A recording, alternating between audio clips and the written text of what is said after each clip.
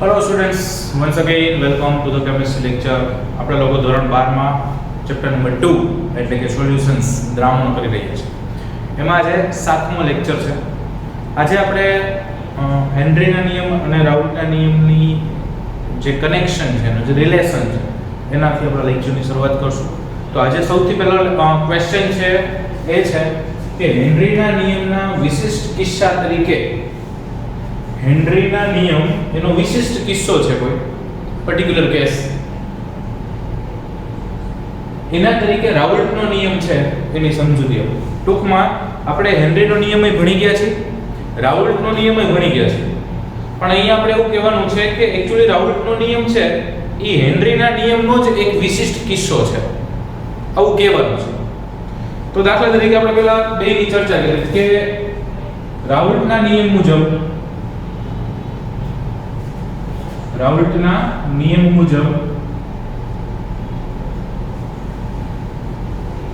આપેલા દ્રાવણમાં અબાષ્પશીલ ઘટક માટે બાષ્પશીલ ઘટકનું, અબાષ્પશીલ નહીં પણ બાષ્પશીલ ઘટકનું બાષ્પ દબાણ, આપેલા દ્રાવણમાં બાષ્પશીલ ઘટકનું બાષ્પ દબાણ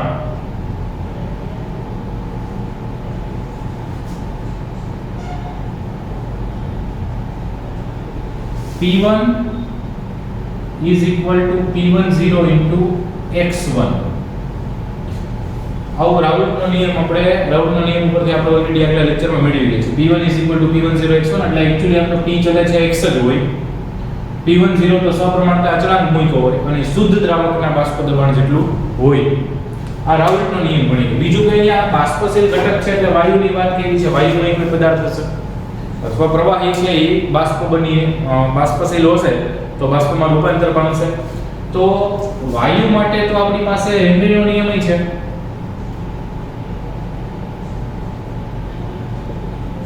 હેનરીનો નિયમ શું છે ભાઈ? તો કે P ચલે છે x એટલે કે P kh x.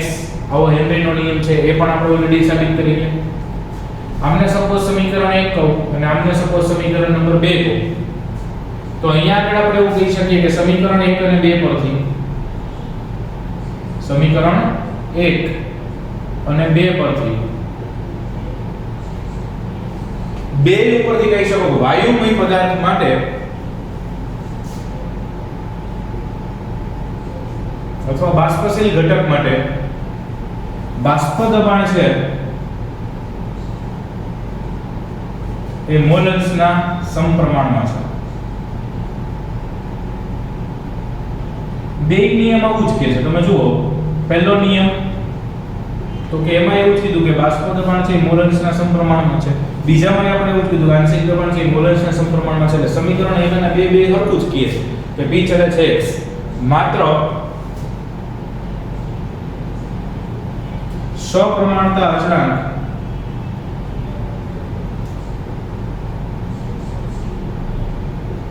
kh થી બદલાઈને P10 થાય છે. એટલે પહેલા હેનરીનો નિયમ એમાં kh હતું, એમાંથી બદલાઈને શું થયું તો કે P10 થાય છે. આથી રાઉલ્ટનો નિયમ હેનરીના નિયમના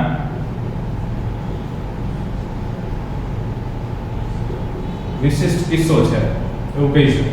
કારણ કે બેમાં એક જ સરખું કીધું છે, ખાલી અલગ ધાર્યું છે. એકમાં આપણે P10 કીધું છે અને એકમાં હેનરીમાં kh કહેતા હતા. હેનરીમાં kh કહેતા હતા એ રાઉલ્ટે P10 કીધું, એટલે કે રાઉલ્ટનો નિયમ છે હેનરીના નિયમનો એક વિશિષ્ટ કિસ્સો જ છે. ચોક્કસ એના જેવું જ છે. એમાંથી ખાલી એક નવી કેસ વિચારેલો છે, નવી વસ્તુ વિચારેલી છે.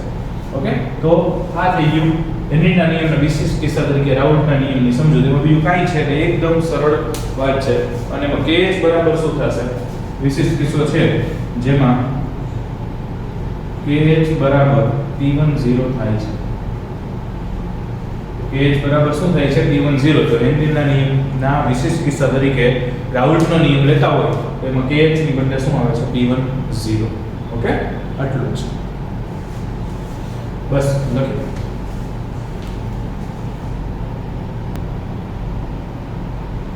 ઓકે, નેક્સ્ટ ક્વેશ્ચન છે પ્રવાહીમાં ઘનના દ્રાવણના બાષ્પ દબાણ. પ્રવાહીમાં ઘનના દ્રાવણના બાષ્પ દબાણ વિશે નોંધ લખો. તો અહીંયા આગળ દ્રાવણ બનાવવું છે, એમાં પ્રવાહી દ્રાવક લેવાનું છે. પ્રવાહીમાં એટલે દ્રાવક તરીકે શું લેવાનું છે? પ્રવાહી. એની અંદર આપણે ઘન પદાર્થ ઓગાળવાનો છે અને પ્રવાહીમાં જ્યારે ઘન પદાર્થ ઓગાળશું ત્યારે એક ચોક્કસ દ્રાવણ બનશે. એ દ્રાવણની અહીંયા વાત કરવાની છે. એટલે આગળ પ્રવાહી દ્રાવણ ભણ્યા, પ્રવાહીમાં વાયુ દ્રાવણ ભણ્યા, હવે પ્રવાહીમાં ઘન દ્રાવણ ભણીએ. એટલે દ્રાવણનો એક અગત્યનો વર્ગ પણ આ પણ છે, અથવા દ્રાવણનો એક અગત્યનો પ્રકાર પણ આ છે.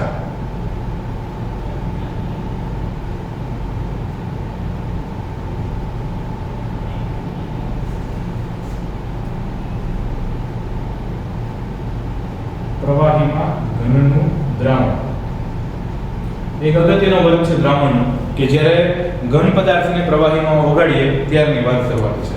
હવે એના ઉદાહરણ દેવા હોય તો દાખલા તરીકે આપણે એમ કહીએ કે NaCl અથવા ખાંડ અથવા ગ્લુકોઝ અથવા યુરિયા નું પાણીમાં બનાવેલું દ્રાવણ.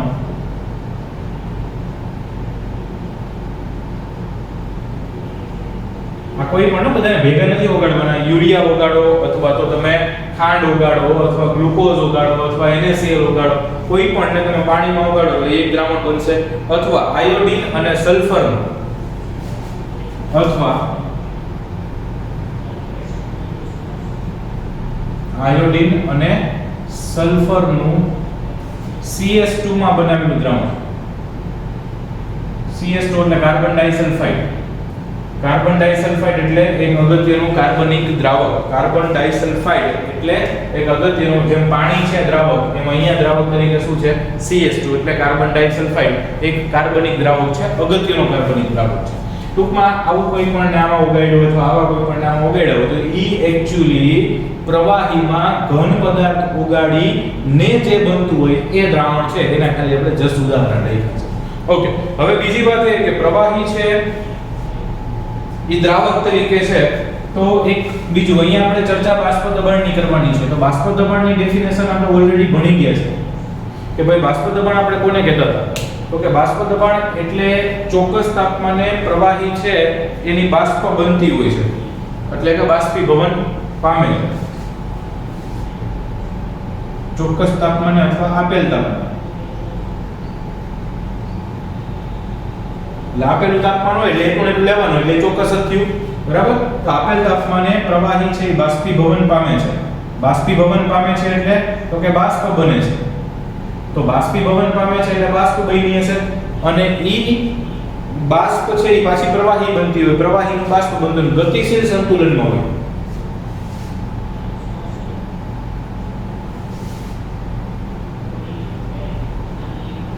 બાષ્પ અને પ્રવાહી ગતિશીલ સંતુલનમાં હોય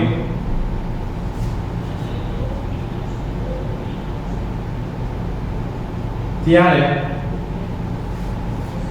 બાષ્પ દ્વારા પ્રવાહી પર લાગતા દબાણને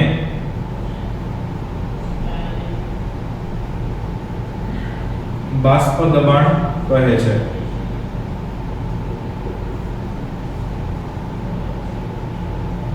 બાષ્પ દ્વારા પ્રવાહી પર લાગતા દબાણને બાષ્પ દબાણ કહેવાય. રાઈટ? આપણે ઓલરેડી ડેફિનેશન કરી ગયા છે કે ભાઈ માની લો કે કોઈ એક પાત્ર બંધ છે, બરાબર, એમાં આપણે પ્રવાહી લીધું છે કોઈ ચોક્કસ તાપમાને, તો કે હા, તો એ ચોક્કસ તાપમાને પ્રવાહી લીધું છે, તો એ તાપમાન એટલું ને એટલું રાખો. પ્રવાહી છે એ બાષ્પશીલ હોય એટલે એમાંથી બાષ્પ બનવાનું છે. તો બાષ્પના અણુઓ છે એ આ ખાલી જગ્યામાં ભેગા થશે, તો કે હા. હવે એક સમય એવો આવશે, મતલબ આ પ્રવાહીમાંથી વાયુ બનવાની પ્રોસેસ ચાલુ છે, તો કે હા. હવે એક સમય એવો આવશે કે વાયુના અણુઓ નજીક આવશે, તેમાં બે ત્રણ અણુઓ ભેગા થઈ એટલે પાછું પ્રવાહી બનશે. અથવા એ વાયુના અણુઓ પ્રવાહીની સપાટીના સંપર્કમાં આવશે ત્યારે સપાટી પર ઊર્જા વધુ હોવાને કારણે શું કરશે? તો કે અણુને અંદર ખેંચશે, એટલે કે વાયુનું પ્રવાહીમાં રૂપાંતર ચાલુ હોય.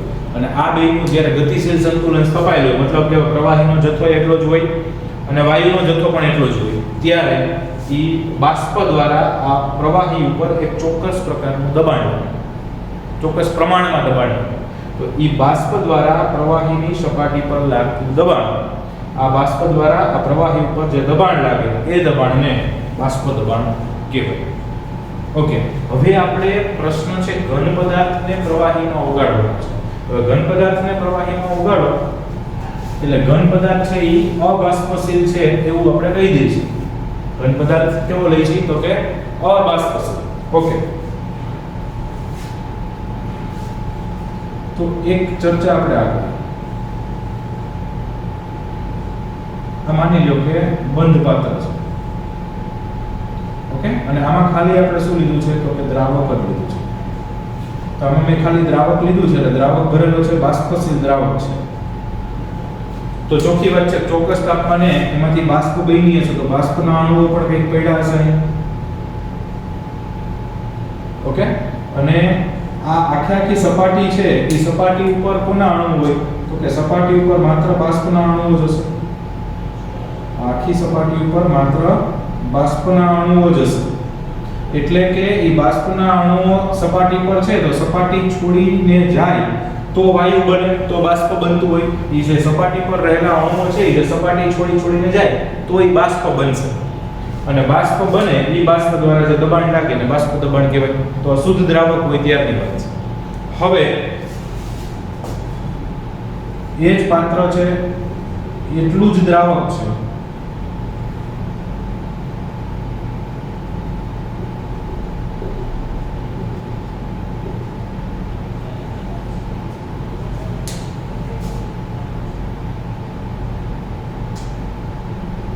બદલાયું નથી, ખાલી કલર બદલાયો, બ્લેક જ રાખવું ખબર પડે, ખાલી દ્રાવક છે. ઓકે, હવે આની અંદર આપણે શું કીધું તો કે થોડોક ઘન પદાર્થ ઓગાળ્યો છે. ઘન પદાર્થ ઓગાળેલો છે એટલે કે ઘન દ્રાવ્ય પ્લસ પ્રવાહી દ્રાવક. ઘન દ્રાવ્ય અને પ્રવાહી દ્રાવક, આમાં માત્ર પ્રવાહી દ્રાવક છે. તો હવે અહીંયા શું થશે તો કે એની સપાટી પર દ્રાવકના અણુઓ તો હશે જ,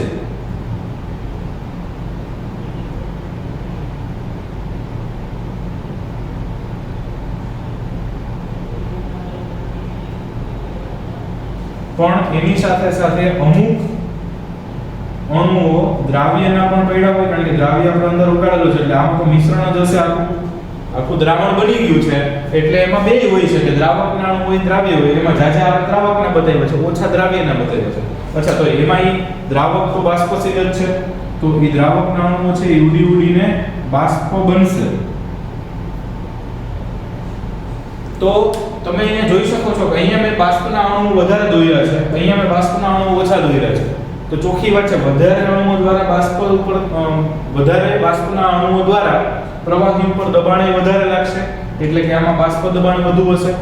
આમાં બાષ્પ જ ઓછી બની છે તો દબાણ ઓછું લાગશે, તો બાષ્પ દબાણ ઓછું હશે.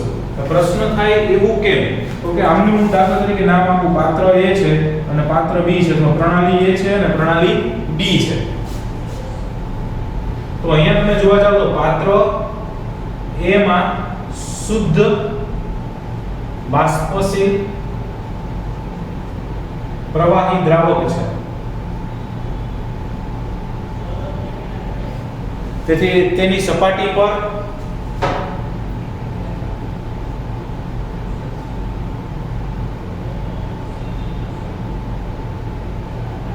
માત્ર દ્રાવકના અણુઓ જ હશે.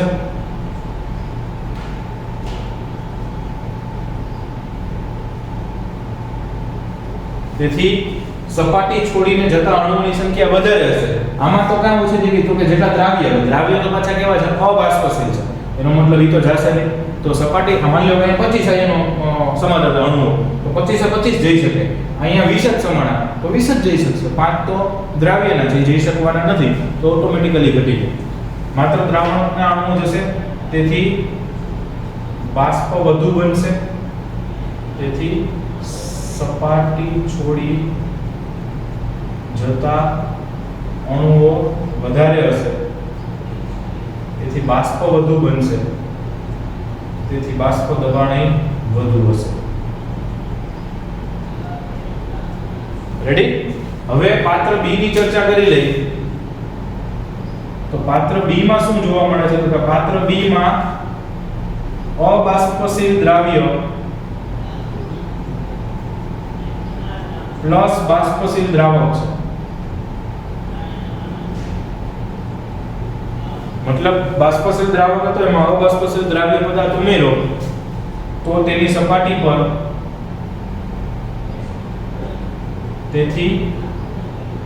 તેની સપાટી પર બાષ્પશીલ દ્રાવકના અણુઓ તેની સપાટી ઉપર પાત્ર B માં એમની સપાટી ઉપર બાષ્પશીલ દ્રાવકના અણુઓ તો કે ઘટે છે. અણુઓ ઘટે તો બાષ્પનું પ્રમાણ તો કે ઘટશે. બાષ્પનું પ્રમાણ ઘટે તો બાષ્પ દબાણ પણ ઘટશે. આમ આપણે કહી શકીએ કે શુદ્ધ દ્રાવક કરતા દ્રાવણનું બાષ્પ દબાણ ઘટે જ્યારે અબાષ્પશીલ દ્રાવ્યને બાષ્પશીલ દ્રાવક અથવા પ્રવાહી દ્રાવકમાં ઉમેરવામાં આવે ત્યારે અથવા ઘન દ્રાવ્યને પ્રવાહી દ્રાવકમાં ઉમેરવામાં આવે ત્યારે બાષ્પ દબાણ ઘટે છે. ફાઇન. કેમ ગયું તો કે આના ઉપરથી ખબર પડી કારણ કે આમાં બધુંય માત્ર બાષ્પશીલ જ હતો. ફટાફટ બાષ્પ બની શકશે અને બાષ્પ વધશે તો બાષ્પ દ્વારા લાગતું દબાણ વધશે. આમાં જેટલો અદ્રાવ્ય પદાર્થ આવ્યો છે એટલું બાષ્પ દબાણ ઘટશે. તો એના ઉપરથી આપણે એવું કહી શકીએ કે બાષ્પ દબાણમાં થતો ઘટાડો છે એના ઓગળેલ જથ્થાના સમપ્રમાણ. બીજું કે દ્રાવણના બાષ્પ દબાણમાં ઘટાડો થાય એ સારી વસ્તુ છે, પણ એક મસ્ત વસ્તુ એ છે કે અહીંયા દ્રાવણના બાષ્પ દબાણમાં જે ઘટાડો થશે એ કયો પદાર્થ ઉમેર્યો છે એના ઉપર આધારિત નથી, સ્વભાવથી વિપરીત છે. મતલબ સ્વભાવ ઉપર આધારિત જ નથી, એ જથ્થા ઉપર આધારિત છે. એનો મતલબ કે તમે 1 કિલોગ્રામ પાણીમાં 1 મોલ યુરિયા ઓગાળો અથવા 1 મોલ ખાંડ ઉમેરો અથવા ગ્લુકોઝ ઉમેરો,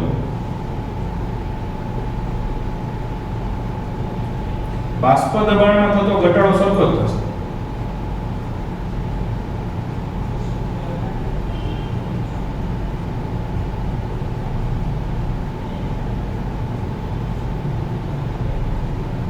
બાષ્પ દબાણમાં ઘટાડો કેવો થાય તો કે સરખો થાય. 1 કિલોગ્રામ પાણીમાં 1 મોલ યુરિયા ઓગાળો અથવા 1 મોલ ગ્લુકોઝ ઉમેરો, જે ઉમેરો તો બાષ્પ દબાણમાં બેમાં ઘટાડો થશે. હવે એકમાં તો આપણે યુરિયા ઉમેરો, યુરિયા એટલે તમે વિચારો ને એનો નંબર 60 થાય એટલે 60 ગ્રામ યુરિયા.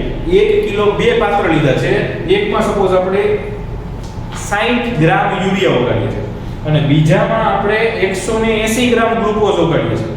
બેમાં 1 કિલો પાણી લીધું છે, એકમાં 60 ગ્રામ યુરિયા ઓગાળ્યું, એકમાં 180 ગ્રામ ગ્લુકોઝ ઓગાળ્યું. તો આનું બાષ્પ દબાણ ઘટશે, આનું બાષ્પ દબાણ ઘટશે. પણ મજાની વાત એ છે કે બેયના બાષ્પ દબાણમાં થતો ઘટાડો સમાન હશે. કે સર એવું થોડું હોય, આમાં તો 60 ગ્રામ જ ઉમેર્યું, આમાં 180 ગ્રામ ઉમેર્યું, પણ બેયના 1 મોલ ઉમેર્યા છે અને 1 મોલમાં અણુ પરમાણુ કે આયનની સંખ્યા સમાન હોય.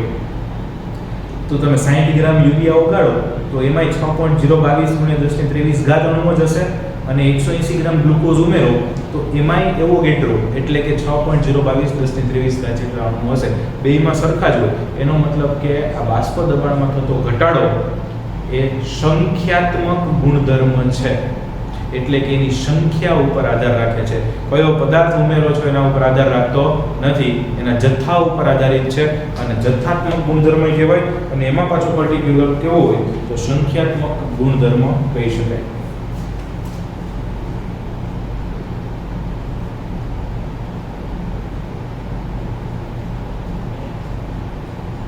કેવો ગુણધર્મ છે?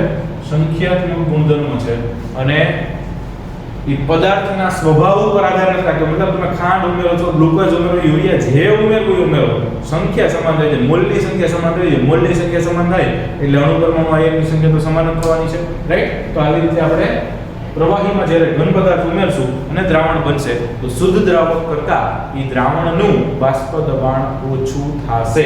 શુદ્ધ દ્રાવકનું બાષ્પ દબાણ વધારે હશે, દ્રાવણનું બાષ્પ દબાણ ઓછું હશે. ફાઇન, આટલું કરો. હજી આ થિયરીમાં આપણે થોડું આગળ કરવાનું છે, ત્યાં સુધી એટલું લખ્યું. ઓકે, હવે આપણે અહીંયા બાષ્પ દબાણ વિરુદ્ધ દ્રાવકની વાત કરીએ તો બાષ્પ દબાણ અને દ્રાવકના મોલન્સ એટલે આપણને રાઉલ્ટનો નિયમ યાદ આવે કે રાઉલ્ટના નિયમ મુજબ દ્રાવણમાં બાષ્પશીલ ઘટકનું બાષ્પ દબાણ કેટલું હશે તો કે એના મોલન્સના સમપ્રમાણમાં હોય. શું કીધું મેં તો કે રાઉલ્ટના નિયમ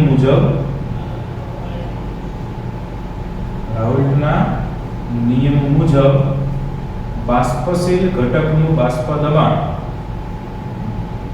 દ્રાવણમાં બાષ્પશીલ ઘટકનું બાષ્પ દબાણ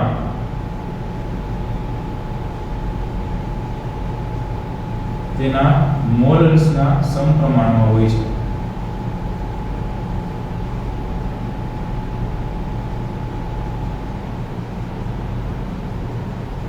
ચોખ્ખી વાત છે. જેટલો દ્રાવ્ય થયેલો હોય બાષ્પશીલ ઘટક અથવા જેટલો પદાર્થ રહેલો હોય દ્રાવણમાં એના સમપ્રમાણમાં એનું બાષ્પ દબાણ હોય. વધારે હોય દ્રાવણમાં બાષ્પશીલ પદાર્થ તો એનું બાષ્પ દબાણ એ વધારે હોય અને ઓછું હોય તો એનું બાષ્પ દબાણ એ ઓછું હોય. દાખલા તરીકે તમે જો બાષ્પ દબાણના મોલન્સનો આલેખ દોરું તો દ્રાવકના મોલન્સ અહીંયા 0 છે, દ્રાવકના મોલન્સ અહીંયા 1 છે. અચ્છા, અહીંયા 1 છે એટલે કે એમાં ખાલી શુદ્ધ દ્રાવક જ હશે, બીજું કાંઈ નહીં, કારણ કે મોલન્સનો કુલ સરવાળો તો એક જ થાય. તો અહીંયા દ્રાવકના મોલન્સ 1 છે. તો દાખલા તરીકે આટલું મળતું હોય તો આ જે મળે ને એ શું હોય તો કે શુદ્ધ દ્રાવકનું બાષ્પ દબાણ. શુદ્ધ દ્રાવકનું એમ કેમ ખબર પડી ભાઈ શુદ્ધ દ્રાવક આવ્યો તો કે દ્રાવકના મોલન્સ 1 છે, દ્રાવકના મોલન્સ 1 હોય એનો મતલબ કે 1 અહીંયા છે, આ કેમ 0 છે અહીંયા, એમ અહીંયા 1 છે, રાઈટ. તો ઈ જે દ્રાવકના મોલન્સ 1 છે મતલબ એમાં ખાલી દ્રાવક જ હશે એટલે શુદ્ધ દ્રાવક હશે. તો ત્યારે જેનું બાષ્પ દબાણ હોય એ કેટલું હોય તો કે શુદ્ધ દ્રાવકના બાષ્પ દબાણ જેટલું હોય છે. હવે બીજું કે ઘટક 1 અને ઘટક 2 હોય, બરાબર. તો અહીંયા આપણે ઘન પદાર્થ લઈ છીએ. દાખલા તરીકે હું દ્રાવક ને ઘટક 1 કહું છું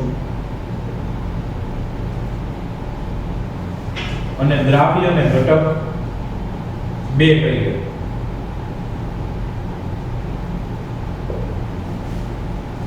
હવે આમાં આપણે પર્ટિક્યુલર આ કેસમાં તો જે દ્રાવ્ય ઉમેરવાનું છે એ તો ઘન છે, એ તો અબાષ્પશીલ છે.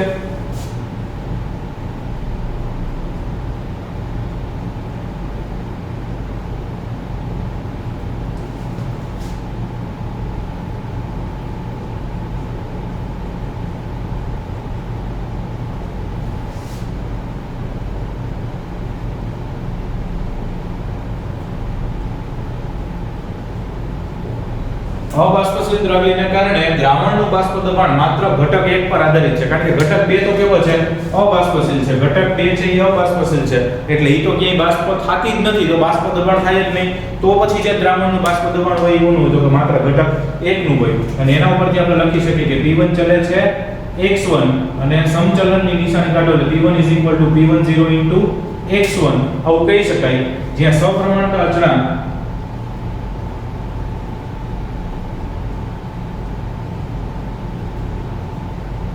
P10 એ શુદ્ધ દ્રાવકના બાષ્પ દબાણ બરાબર છે. P10 આમ શું છે શુદ્ધ દ્રાવકનું બાષ્પ દબાણ છે, તો અહીંયા સપ્રમાણતા અચળાંક છે એ શું છે શુદ્ધ દ્રાવકના બાષ્પ દબાણ બરાબર છે, તો શુદ્ધ દ્રાવકનું બાષ્પ દબાણ છે એમ લખો તોય ચાલે.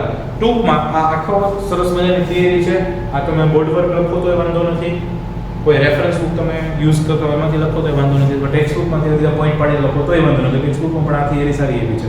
ઓકે, તો કોઈ પણ માંથી લખી શકશો. બેઝિકલી આ પ્રશ્નનો નિચોડ એટલો નીકળે કે જ્યારે બાષ્પશીલ પ્રવાહી હોય, પાણી હોય દાખલા તરીકે એસિટોન હોય, એમાં આપણે ઘન પદાર્થ ઓગાળશું તો એ દ્રાવકનું જે બાષ્પ દબાણ હતું ને એના કરતાં એ જે દ્રાવણ બન્યું ને એનું બાષ્પ દબાણ ઘટશે. બાષ્પશીલ દ્રાવકમાં અબાષ્પશીલ દ્રાવ્ય ઓગાળવામાં આવે ત્યારે દ્રાવણનું બાષ્પ દબાણ ઘટે છે. ફાઇન, શું કામ ઘટે એ બધું આપણે આમાં સમજાય લખી શકું છું.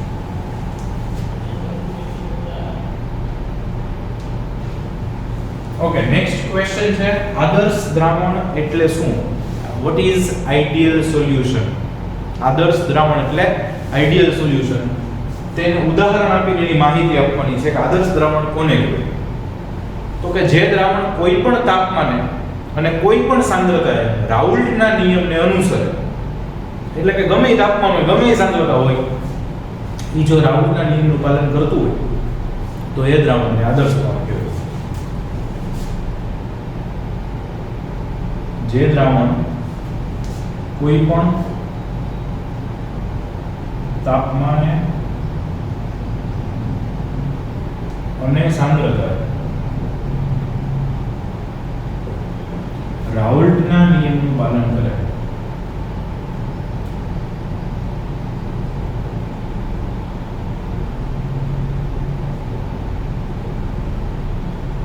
તો તે દ્રાવણને આદર્શ દ્રાવણ કહે છે, આઈડિયલ સોલ્યુશન. જે દ્રાવણ કોઈ પણ તાપમાને અને કોઈ પણ સાંદ્રતાએ રાઉલ્ટના નિયમનું પાલન કરે, રાઉલ્ટના નિયમને અનુસરે તો એને આદર્શ દ્રાવણ કહેવાય. અચ્છા, આદર્શ દ્રાવણ હોય ત્યારે શું હોય?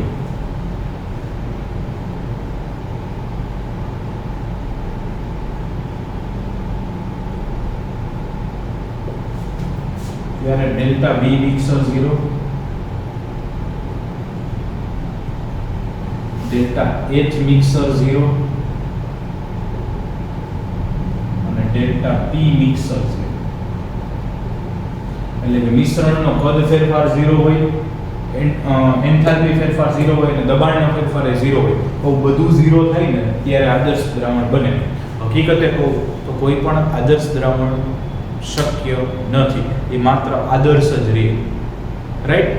એ એટલી બધી મતલબ delta H mixer 0, delta P mixer, delta V mixer એવું 0 શક્ય નથી. એના કરતાં કાંઈક તો જુદું, ભલે વધે કે ઘટે એવું જરૂર નથી કે વધે જ, એવું જરૂર નથી કે ઘટે, કાં એના કરતાં વધારો દર્શાવતો કાં કંઈક ઘટાડો દર્શાવતો, પણ કાંઈક તો જુદું હોય, ઈ ને ઈ રહે નહીં. એટલે આદર્શ દ્રાવણ હકીકતમાં શક્ય નથી. પણ આપણે તો અહીંયા આદર્શ દ્રાવણ પૂછ્યું છે તો લખવું પડશે. ઓકે?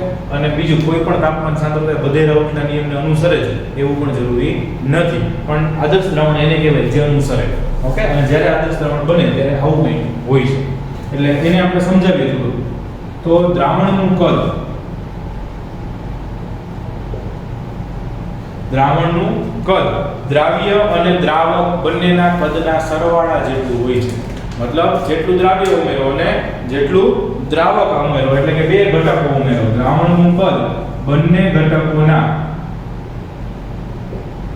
કદના સરવાળા જેટલું હોય છે. મતલબ કે બે ઘટકો જેટલા ઉમેર્યા હોય એમના જેટલા કદ હોય, દ્રાવણનું કદ એટલું જ બને. તો પ્રશ્ન આપણને દેખાય તો એવું જ હોય ને. દાખલા તરીકે હું એમ કહું 2 ml કોઈ A નામનો ઘટક છે, 2 ml કોઈ B નામનો ઘટક છે, તો એ દ્રાવણનું કદ કેટલું થાય? તો કે 4 ml થવું જોઈએ. હા, તો બસ એને આદર્શ દ્રાવણ કહેવાય. એટલે ખાલી એટલું જ થાય તો નહીં, ત્રણેય શરતનું પાલન કરવું. ઓકે? પણ આપણે એમ થાય તો એ તો સર 2 ઉમેરો 4 થાય ને, એવું ન થાય. ક્યારેક તમે જ્યારે ઉમેરો છો એવું ક્યારેક બને કે ભાઈ તમે જેટલું બે ઘટક ઉમેરો એટલે કુલ કદ છે એ બેયના સરવાળા જેટલું થાય. ક્યારેક એવું થાય કે કુલ કદ છે ને બેયના સરવાળા કરતાં ઓછું થશે, અને ક્યારેક એવું થશે કુલ કદ બંનેના સરવાળા કરતાં વધુય થાય. બરાબર? ધેટ ડિપેન્ડ્સ કે કયા બે ઘટકો ઉમેરવામાં આવે છે. પણ આદર્શ હોય તો પછી એટલું જ થાય. તો આદર્શ દ્રાવણનું કદ બંને ઘટકોના કદના સરવાળા જેટલું જ હોય, એટલે કે ડેલ્ટા V મિક્સચર 0 થાય. એટલે કે કદનો ફેરફાર 0. ઓકે? બીજું, આદર્શ દ્રાવણ બને ત્યારે, આદર્શ દ્રાવણ બને ત્યારે ઉષ્મા મેળવાતી પણ નથી અને ગુમાવાતી પણ નથી.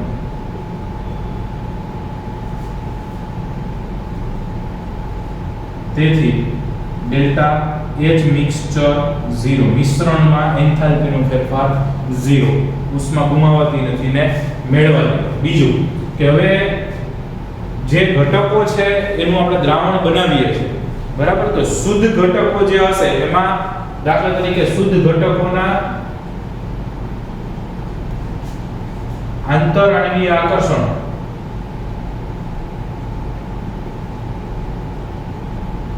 શુદ્ધ ઘટક એટલે A નામનો ઘટક હોય જેમાં A પ્રકારના હોય, A પ્રકારના ઘટકો વચ્ચે આકર્ષણ બંધ હોય, અને B નામનો ઘટક હોય તો એમાં B વચ્ચે આકર્ષણ બળ હશે. તો શુદ્ધ ઘટકોના આંતરઆણ્વીય આકર્ષણ A અને B પ્રકારના હોય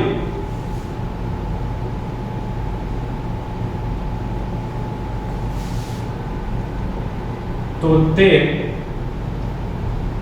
દ્રાવણમાં બંને ઘટકો વચ્ચેના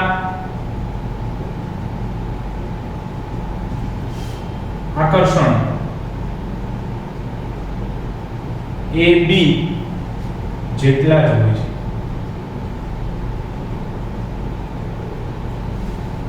એટલે કે AB કેટલા થાય તો કે AB છે ને એ અને BB ના સરવાળા જેટલું થાય. આ લખવાનું નથી, આ ખાલી સમજવા માટે કે જ્યારે બે ઘટકોને મિશ્ર કરો તો મિશ્ર દ્રાવણોના આકર્ષણ જે લાગે ઈ ઘટકોમાં પોતપોતાના આકર્ષણ બળો હોય તેના કુલ સરવાળા જેટલા થાય છે. તો એ આદર્શ દ્રાવણ બને, બાકી આદર્શ દ્રાવણ બને નહીં. જેટલા જ હોય તો તે દ્રાવણ આદર્શ દ્રાવણ બને.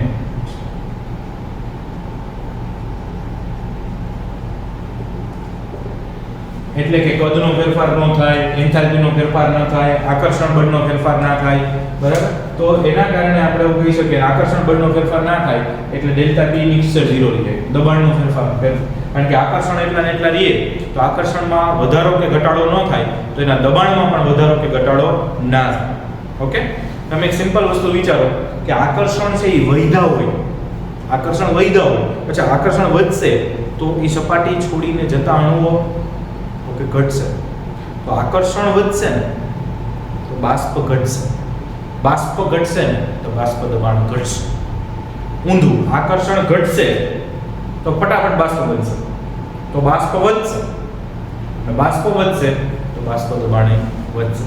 એટલે એ આકર્ષણ ઉપર આધારિત. પણ આપણે અહીંયા શું કીધું કે આકર્ષણ બે હરખા જ હોય, એ માં જેટલું હોય બી માં હોય એના ટોટલ જેટલું છે બી નું, તો એ આદર્શ દ્રાવણ બને, નકર આદર્શ દ્રાવણ ના બને.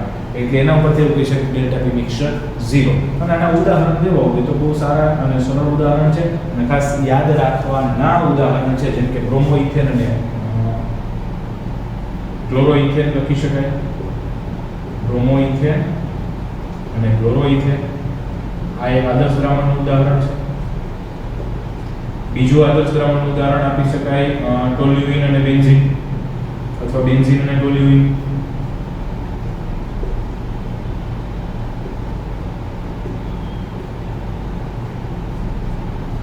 બેન્ઝીન અને ટોલ્યુઇન, પછી નોર્મલ હેક્ઝેન અને નોર્મલ હેપ્ટેન,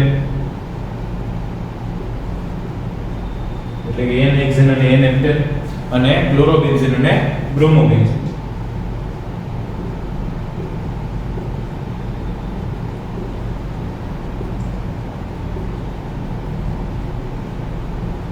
આ આદર્શ દ્રાવણના ઉદાહરણ છે. ચારે ચાર બ્રોમોઇથેન ક્લોરોઇથેન મિક્સ કરો, આદર્શ દ્રાવણ બનશે. બેન્ઝીન ટોલ્યુઇન મિશ્ર કરો, આદર્શ દ્રાવણ બનશે. નોર્મલ હેક્ઝેન નોર્મલ હેપ્ટેન, આદર્શ દ્રાવણ બનશે. ક્લોરોબેન્ઝીન બ્રોમોબેન્ઝીન, આદર્શ દ્રાવણ બનશે. અને આ ઉદાહરણ ક્યાંક MCQ માં પણ પૂછાય કે નીચેનામાંથી કઈ જોડ આદર્શ દ્રાવણ દર્શાવે છે, તો આવી આ જોડ છે, બરાબર? અથવા નીચેનામાંથી કઈ જોડ આદર્શ દ્રાવણ દર્શાવતી નથી. તો જેટલા દર્શાવે એટલે યાદ રાખવાના, એના સિવાયના નથી દર્શાવતા આપણા માટે, બરાબર? એના સિવાયના નો જોયું નથી, બીજા હશે પણ આપણે જેટલા ટેક્સ્ટ બુકમાં આવે છે એને રિલેટેડ એ લોકો અહીંયા બનાવી. ફાઇન. તો આ થઈ ગયો આપણું આદર્શ દ્રાવણ એના ઉદાહરણ લખીશું.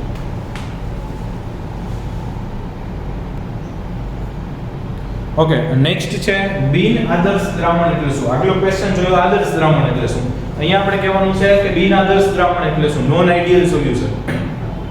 તે સમજાવી બિન આદર્શ દ્રાવણમાં ધન અને ઋણ વિચલન સમજાવો અથવા એના વિશે માહિતી આપો. બિન આદર્શ દ્રાવણ હશે એટલે એમાં આદર્શ દ્રાવણથી વિચલન જોવા મળશે. આદર્શ દ્રાવણમાં હોવું જોઈએ એના કરતાં કંઈક જુદું જોવા મળશે, એને વિચલન કહેવાય. એ ધન વિચલન જોવા મળશે, ઋણ વિચલન જોવા મળશે. તો અહીંયા આગળ આપણે પહેલા બિન આદર્શ દ્રાવણ એટલે શું ઈ સમજાવવાનું છે, અને એના પછી એમાં ધન વિચલન અને ઋણ વિચલન સમજાવવાનું છે. ફાઇન. તો સ્ટાર્ટ કરીએ આપણે બિન આદર્શ દ્રાવણથી. તો સૌથી પહેલા બિન આદર્શ દ્રાવણ કોને કહેવાય? તો બહુ સાદી વ્યાખ્યા આપું તો આદર્શ નથી તે દ્રાવણને બિન આદર્શ દ્રાવણ કહેવાય. બિન આદર્શ દ્રાવણ કોને કહેવાય? તો કે જે આદર્શ નથી તે દ્રાવણને બિન આદર્શ દ્રાવણ કહેવાય. એટલે આદર્શ કોને કહેતા હતા? તો કે જે દ્રાવણ કોઈ પણ તાપમાન અને સાંદ્રતાએ રાઉલ્ટના નિયમને અનુસરે તો આદર્શ, ન અનુસરે તો બિનઆદર્શ. કોઈ પણ તાપમાને અને કોઈ પણ સાંદ્રતા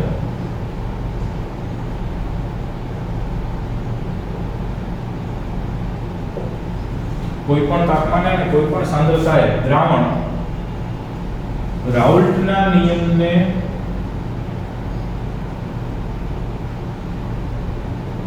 ન અનુસરે તો તેને બિન આદર્શ દ્રાવણ કહે છે. તો તેને બિન આદર્શ દ્રાવણ કહે છે. મતલબ બધી જ કોઈ પણ condition, whatever B the temperature, whatever B the concentration, કોઈ પણ તાપમાન, કોઈ પણ સાંદ્રતા, એ રાઉલ્ટના નિયમને પાલન ન કરે, બધે ન કરે. હા, ક્યાંક કરતું હોય, ક્યાંક કરે ક્યાંક ન કરે, પણ એવું નહીં, આદર્શ એવું નહીં, ગમે એ હોય તોય કરે, એવું નહીં, ક્યારેક કરે ક્યારેક ના કરે, સાવ ના કરે, ડિપેન્ડ્સ. તો એને કહેવાય બિનઆદર્શ દ્રાવણ. કોઈ પણ તાપમાન, કોઈ પણ સાંદ્રતાએ બધે પાલન કરે એવું જરૂરી નથી, તો એ દ્રાવણને બિનઆદર્શ દ્રાવણ કહેવાય. અચ્છા, જે બિનઆદર્શ દ્રાવણ હશે તો બિનઆદર્શ દ્રાવણ માટે delta V mixture is not equal to 0, delta H mixture is not equal to 0 અને delta P mixture is also not equal to 0. મતલબ કે કદનો ફેરફાર 0 ના હોય, એન્થાલ્પીનો ફેરફાર એ 0 ના હોય અને દબાણનો ફેરફાર એ 0 ના હોય. એનો મતલબ કે ઓલા કરતા, આદર્શ કરતા ઊંધી પરિસ્થિતિઓ છે. એટલે સિમ્પલ તમે એવું કહી શકો કે દ્રાવણનું કદ બંને ઘટકોના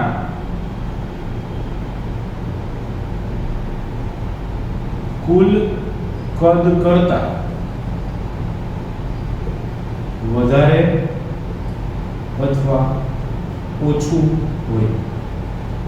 ટૂંકમાં બિનઆદર્શ હોય એટલે એવું જરૂરી નથી કે કુલ કદ એ બેયના ભેગા કર્યા હતા એટલા જ હોય, કાં એના કરતાં વધારે હોઈ શકે, કાં તો એના કરતાં ઓછું હોય. તો તેથી આપણે કહી શકીએ તેથી delta V mixture is not equal to 0. મતલબ વધારે કે ઓછું હોય તો સરખું હોય તો 0 થાય, કે જેટલું ઓનું એટલું આનું છે એટલે 0 થઈ જાય. સરખું ન હોય તો કાં તો પ્લસ રહેશે કાં તો માઈનસ રહેશે, હોવું જોઈએ એના કરતાં કાં તો વધારે હોય કાં તો ઓછું હોય, તો એને આપણે કહી શકીએ delta V mixture is not equal to 0, right. પછી એવી જ રીતે કહી શકાય કે બંને ઘટકોનું આંતરઆણ્વીય આકર્ષણ, બંને ઘટકોનું આંતરઆણ્વીય આકર્ષણ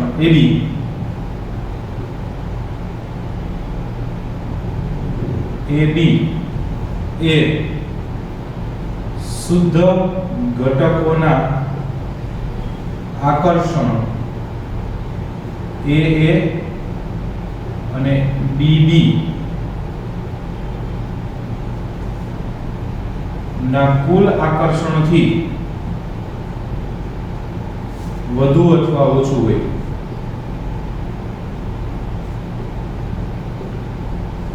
આદર્શ દ્રાવણનું તો શું હતું તો કે AB છે ને A અને BB ના કુલ સરવાળા જેટલું હોય. આમાં એવું ન હોય, AB છે એ A અને BB કરતા ઓછું હોઈ શકે, એના કરતા વધુ હોઈ શકે. એ તો ડિપેન્ડ્સ કે ભાઈ કેવા પ્રકારના સોલ્યુશન્સ ભેગા કરીએ છીએ. તો આ બધા બિનઆદર્શ દ્રાવણની શરતો છે. આદર્શ ના હોય એને આપણે બિનઆદર્શ કહેવાય. આના ઉદાહરણ લખવા હોય તો સરસ મજાના આના ઉદાહરણો આપણે આપી શકીએ.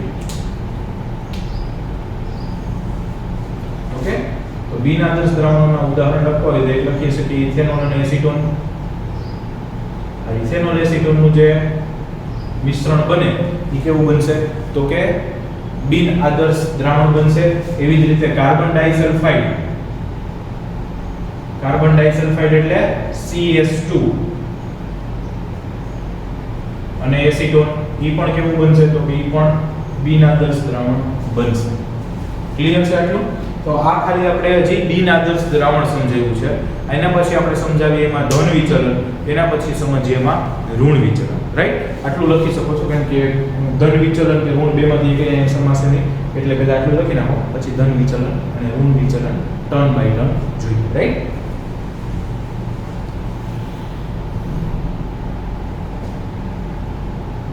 ઓકે, હવે આપણે આ બિનઆદર્શ દ્રાવણમાં ધન વિચલન જોઈએ.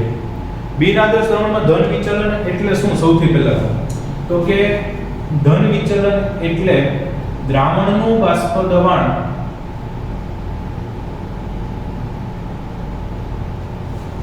રાઉલ્ટના નિયમ મુજબ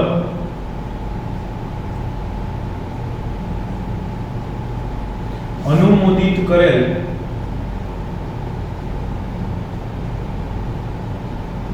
બાષ્પ દબાણ કરતા વધુ આવે તો તેને ધન વિચલન કહે છે.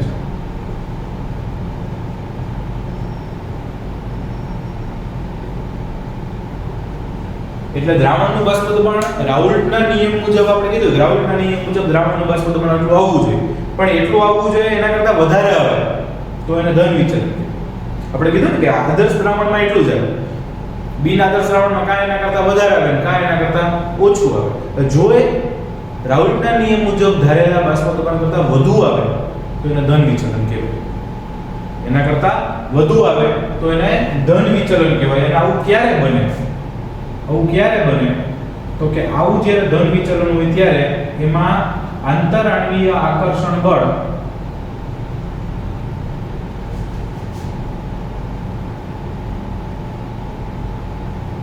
AB એ AA અને BB કરતા ઓછા હોય છે. એટલે આંતરાણવીય આકર્ષણ બળ છે એ કેવા હોય છે?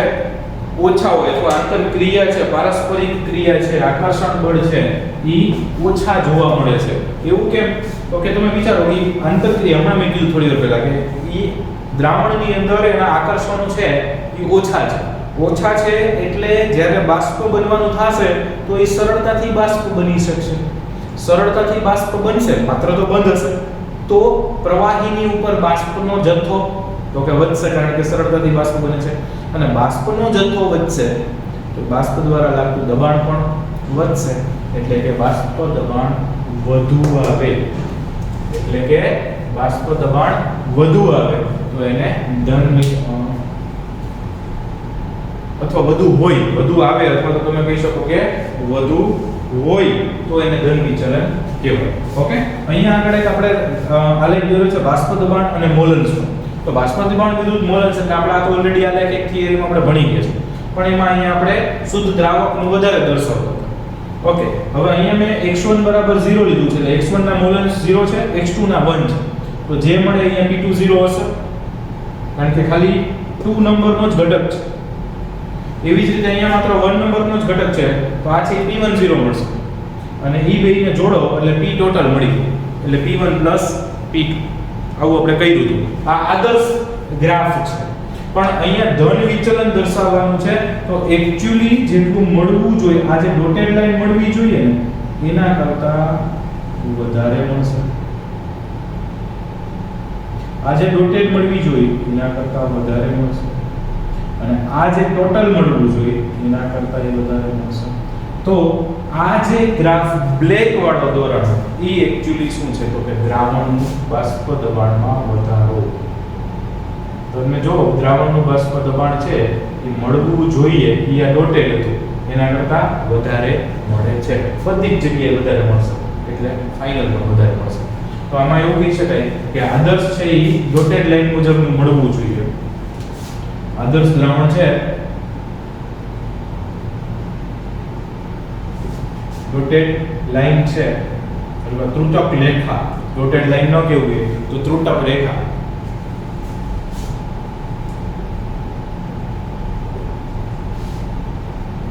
અને ધન વિચલનમાં તેના કરતા વધુ જોવા મળે.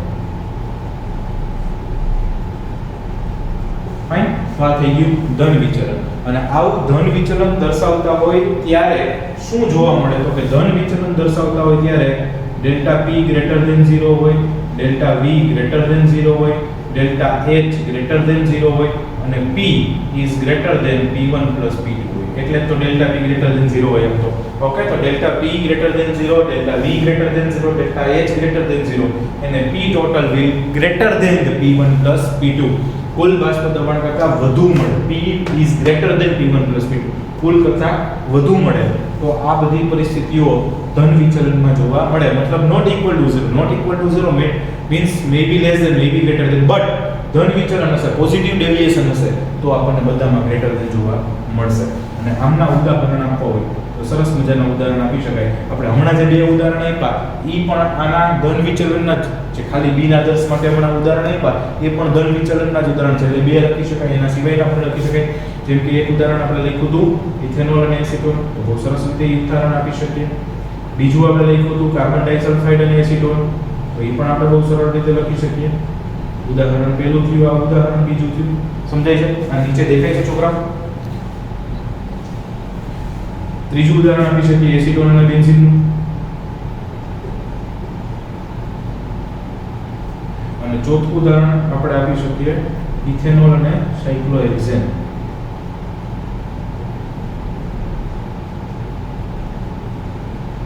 તો આ બધા એવા છે કે જેમાં ધન વિચલન દર્શાવે છે.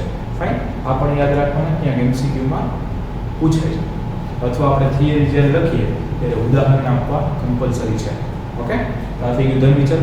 હવે જોઈએ નેક્સ્ટ ઋણ વિચલન. લખી શકું છું.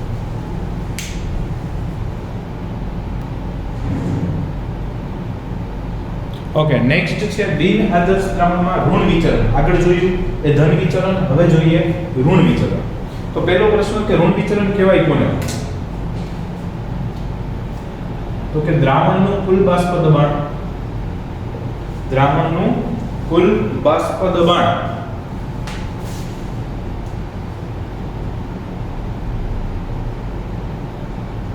રાઉલ્ટના નિયમથી અનુમોદિત કરેલા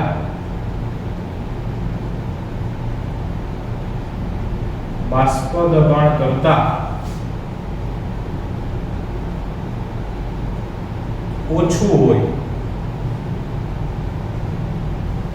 તો તેને ઋણ વિચલન કહે છે.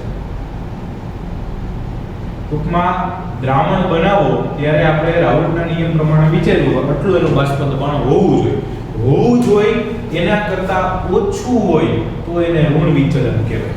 હોવું જોઈએ એના કરતા ઓછું હોય તો એને ઋણ વિચલન કહેવાય. અને આવું એક્ચ્યુઅલી ક્યારે જોવા મળે? તો કે જ્યારે પારસ્પરિક આંતરક્રિયા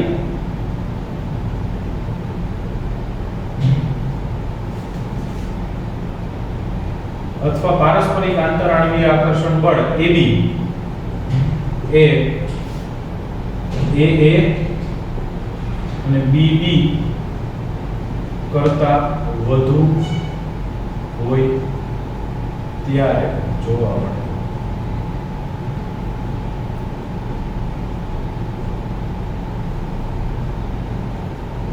ત્યારે ઋણ વિચલન જોવા મળે. એવું કેમ? તો કે પારસ્પરિક આંતરક્રિયા વધુ હોય, દ્રાવણમાં રહેલા બે ઘટકો A અને B વચ્ચેની આંતરક્રિયા વધુ હોય, A B કરતા, અને વધુ હોય એટલે એકબીજાને પકડી રાખશે, જકડી રાખશે. એકબીજાને જકડી રાખશે એટલે છૂટા પડી અને બાષ્પ બનવાનું પ્રમાણ ઘટશે. કારણ કે જકડી રાખ્યા છે, એકબીજા સાથે આકર્ષણથી પકડાયેલા છે. આકર્ષણથી પકડે જ્યાં સુધી તમે કોઈથી જકડાયેલા હશો ને ત્યાં સુધી મુક્ત રીતે ફરી શકવાના નથી, મુક્ત થઈ શકવાના નથી. એમ અહીં જકડાયેલા છે આકર્ષણથી, આકર્ષણથી જકડાયેલા છે તો મુક્ત થઈ શકવાના નથી. મુક્ત ઓછા થશે તો બાષ્પ ઓછી બનશે, બાષ્પ ઓછી બનશે તો બાષ્પ દ્વારા દબાણ ઓછું લાગશે. તો કીધું કે બાષ્પ દબાણ ઓછું હોય છે તો જ્યારે આકર્ષણ વધુ હોય છે ત્યારે સેમ આલેખ બાષ્પ દબાણ વિરુદ્ધ મોલન્સનો. અહીંયા x1 બરાબર 0, x2 બરાબર 1, અહીંયા x1 બરાબર 1 અને x2 બરાબર 0. અહીંયા માત્ર 2 નું મોલન્સ 1 છે, 1 ના તો 0 છે, તો એ જે કંઈક મળશે એને આપણે P2 કહી શકીએ, અને અહીંયા જે મળશે એને આપણે P1 કહી શકીએ. તો આના પ્રમાણે આપણે જોવા જઈએ તો આદર્શ દ્રાવણ પ્રમાણેનો આપણો આલેખ તો આપણે જે ભણતો હતો એ પ્રમાણેનો અહીંયા P1 મળે, આ જે P2 મળે, અને આ છે P ટોટલ મળવું જોઈએ આદર્શ દ્રાવણ પ્રમાણે. પણ અહીંયા આગળ આદર્શ દ્રાવણ પ્રમાણે મળતું હોય એના કરતા ઓછું મળશે. ઓછું એટલે ઓમાં જેમ ઉપરની તરફ વધારો થતો તો એમાં નીચેની તરફ ઘટાડો કરવો પડશે એટલે મળવું જોઈએ એના કરતાં ઓછું જ મળશે, મળવું જોઈએ એના કરતાં ઓછું મળશે અને મળવું જોઈએ એના કરતાં ઓછું મળશે. આ P2 થશે, આ P1 થશે, આ P1 થશે અને આ P થશે. રાઈટ? તો P P1 P2 અત્યાર સુધી થતું હતું પણ અહીંયા થતું નથી. તો અહીંયા શું કહી શકશું આપણે? તો કે અહીંયા કહી શકશું કે delta V less than 0, delta P less than 0, delta H less than 0 and P will less than P1 P2. P1 P2 મળવું જોઈએ છે ડોટેડ પ્રમાણે એના કરતાં કેવું મળે છે? ઓછું મળે છે. ફાઇન.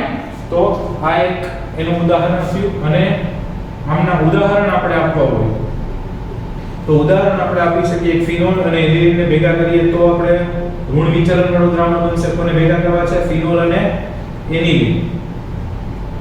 ફિનોલ એટલે બેન્ઝીનની ઉપર OH અને એનિલિન એટલે બેન્ઝીનની ઉપર NH2. તો ફિનોલ અને એનિલિનને ભેગા કરશું તો ઋણ વિચલન ધરાવતું દ્રાવણ બનશે. ક્લોરોફોર્મ અને એસીટોન ભેગા કરશો તો આપણને જોવા મળશે